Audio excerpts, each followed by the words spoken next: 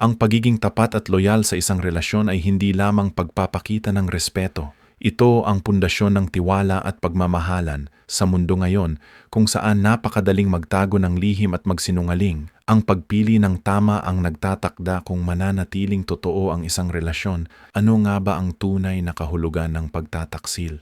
Kapag nakikipag-usap ka sa iba, kahit alam mong hindi ito magiging komportable para sa iyong asawa o kasintahan, iyon ay pagtataksil. Kapag binubura mo ang browsing history ng iyong telepono para itago ang mga tinitingnan mo, pagtataksil iyon.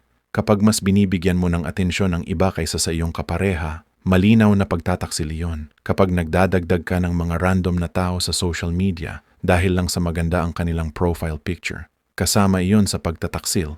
At kapag nambabola o nag-flirt ka sa iba na hindi mo naman kapareha, oo, pagtataksil pa rin iyon. Bakit mahalaga ang katapatan? Dahil ang katapatan ang pundasyon ng tiwala sa anumang relasyon.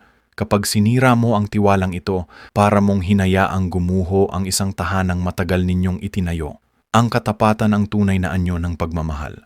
Kapag ikaw ay tapat, ipinaparamdam mo sa iyong kapareha na siya lamang ang mahalaga at espesyal sa iyong buhay. Bukod dito, ang pagiging loyal ay nagbibigay ng kapayapaan sa relasyon. Kapag walang pagtataksil, nababawasan ang galit, sakit, at hindi pagkakaunawaan. Ang loyalty ang daan sa mas masayang pagsasama at mas pangmatagalang relasyon. Pag-isipan mo ito. Kung ikaw ay nasa isang relasyon at ginagawa mo ang mga bagay na ito, tanungin mo ang sarili mo. Mahalaga ba talaga sa iyo ang relasyon ninyo? Handa ka bang sirain ang tiwala ng taong nagmamahal sa iyo para lamang sa pansamantalang kasiyahan? Tandaan mo, mas masarap ang pagmamahal kapag wala itong halong pagdududa, panawagan sa aksyon. Piliin mong maging tapat ngayon at araw-araw. Kung gusto mong magtagal ang inyong relasyon, alagaan mo ito sa pamamagitan ng katapatan at respeto. Tiwala at pagmamahalan ang tunay na susi sa masayang pagsasama at tandaan, hindi ka makabubuo ng isang kaharian kung ang puso mo